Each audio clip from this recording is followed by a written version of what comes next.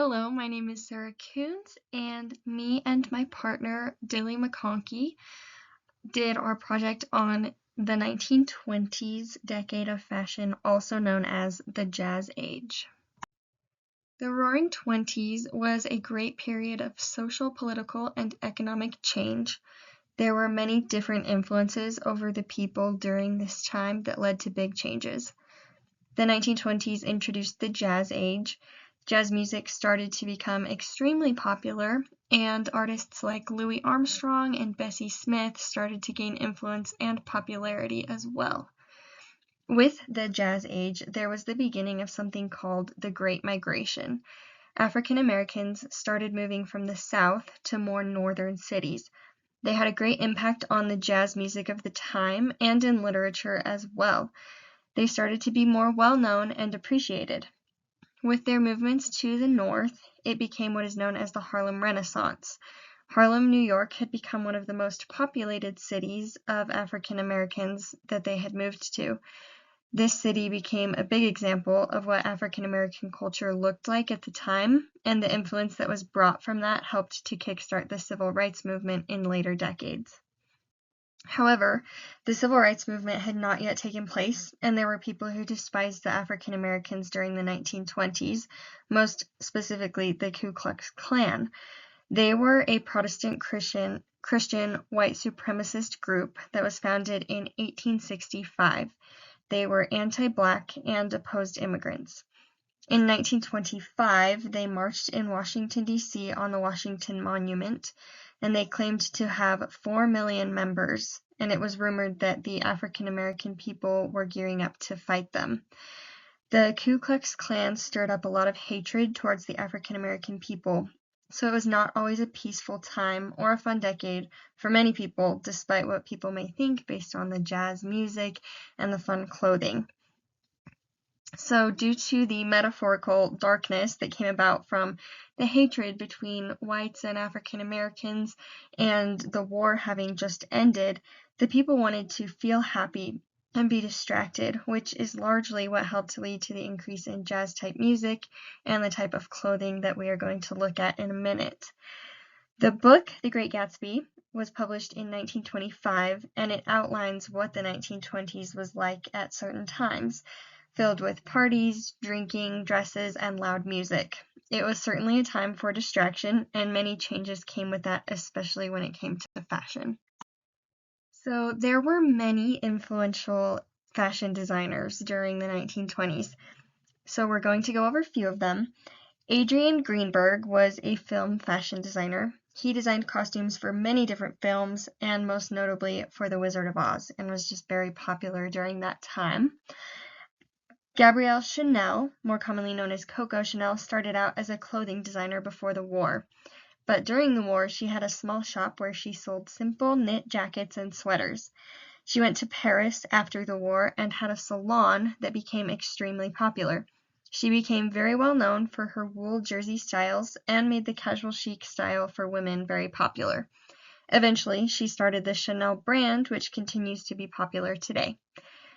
Madeleine Vionnet was an apprentice in a dress shop, but her designs weren't what they wanted, so she started her own shop before the war started. She eventually became successful after the war and is now known for inventing the bias cut for clothing to accentuate the natural curves and lines of the body. Hattie Carnegie had a boutique in New York City and is known for designing simple yet elegant clothing pieces. She eventually started making jewelry, and the Carnegie jewelry brand still exists today, and many people know what that is. Sonia Delaunay was a French artist who originally lived in Russia and Germany before moving to France to become a designer. She brought her artistic touch to fashion by putting her art and color into clothing. She would create patterns for fabrics that were turned into clothing and had a great influence on fashion during the time. Lucien Lelong was a designer that had a lot of influence as well. He owned a couture fashion house in Paris that was extremely popular and showcased very elegant and feminine clothing, and he eventually trained Pierre Balmain and Christian Dior, who many people know because they became very popular later on as well. Sally Milgram was a businesswoman and fashion designer. She owned her own department store and designed exclusive clothing for actresses to wear. She ended up designing an outfit for Eleanor Roosevelt to wear at the first inaugural ball for Theodore Roosevelt's inauguration. Elsa Schiaparelli was an Italian fashion designer.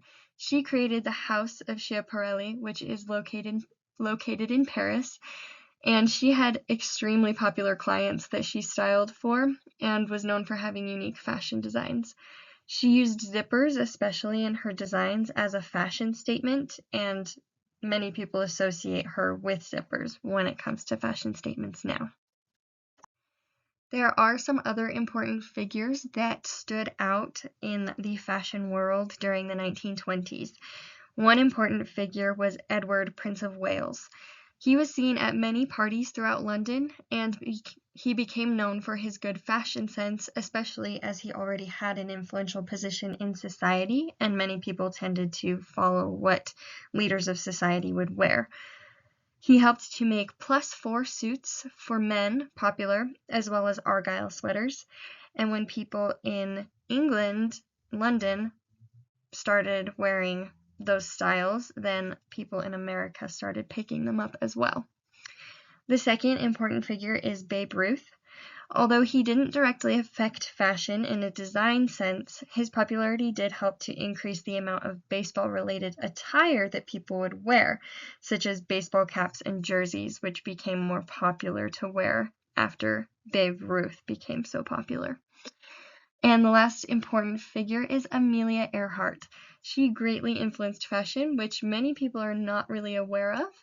But in 1933, she created her own company called Amelia Fashions. Although it was not established until the 30s, technically, her popularity in the 20s did help it to gain more traction. And when she opened it, it was already pretty popular to begin with. Her clothing was designed for women and was practical and comfortable with details related to aviation. A big change in fashion tools during the 1920s was the use of application of makeup.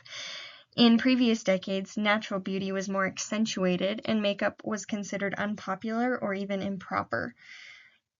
When influential leaders didn't wear it, then the people didn't either.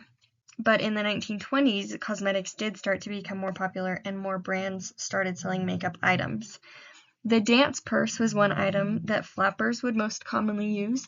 It was a sort of a clutch with a strap that could be worn around the wrist. Its purpose was to hold cosmetic items, which made it easier to reapply makeup in public.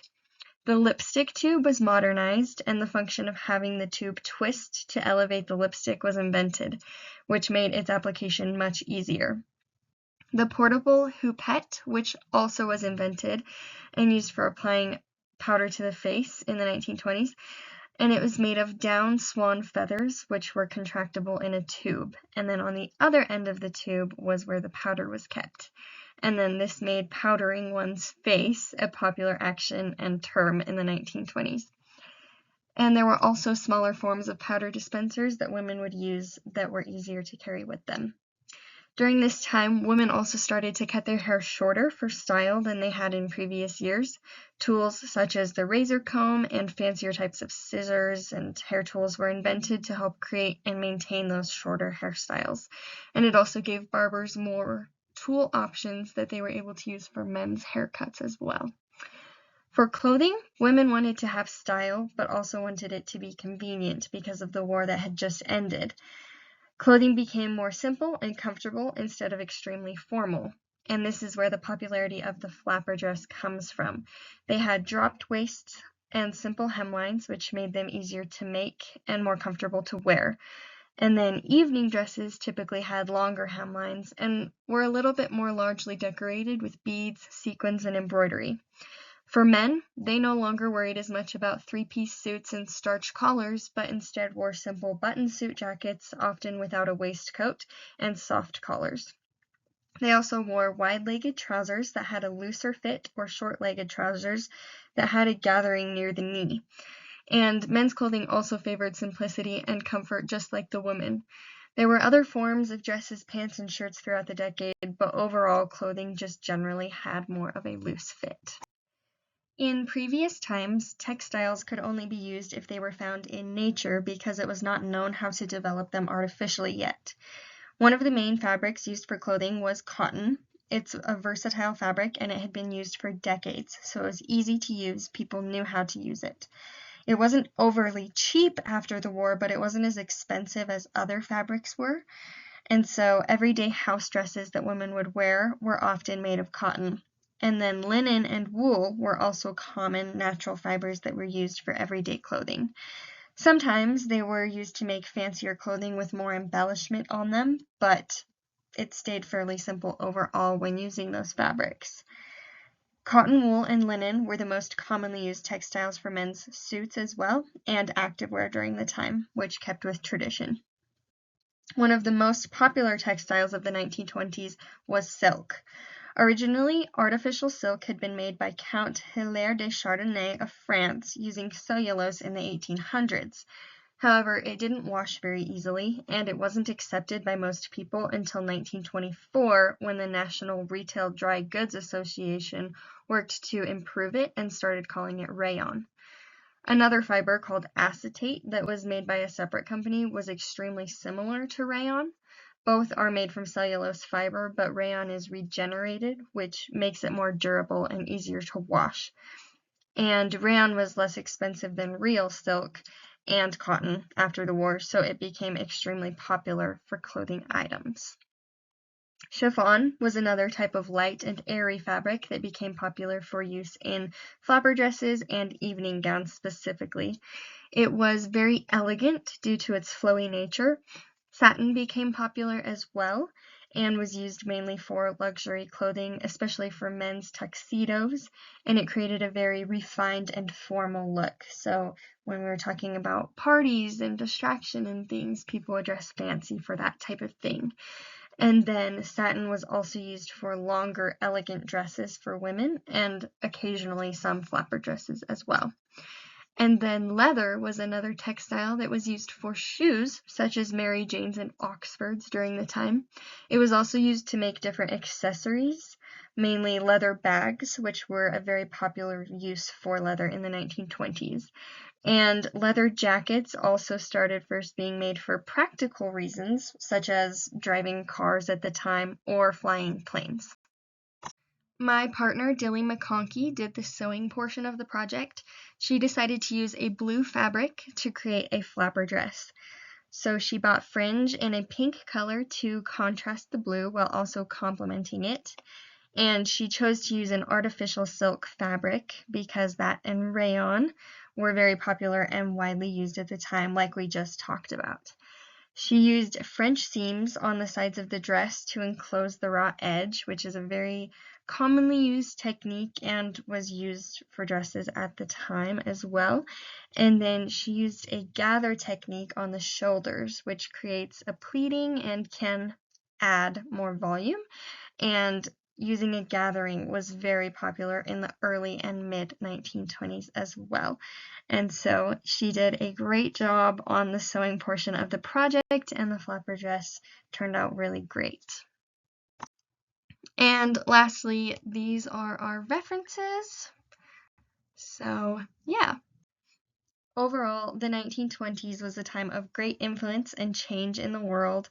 Fashion changed a lot in many ways, and there were many people that gained popularity through their fashion influence during this decade, and it set a really big standard for the rest of the 1900s. Thank you for listening to our presentation.